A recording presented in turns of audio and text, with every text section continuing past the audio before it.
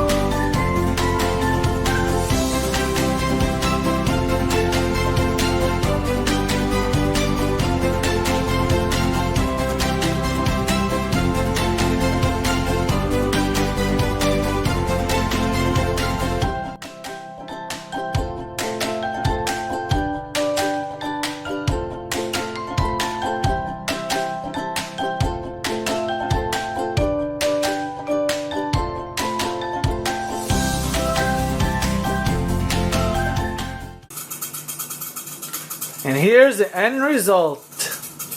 Got my rice on the side. And here's the shrimp pudding. If you guys like this video, like it, share, subscribe, hit the notification button, and I'll see you guys next time. Peace.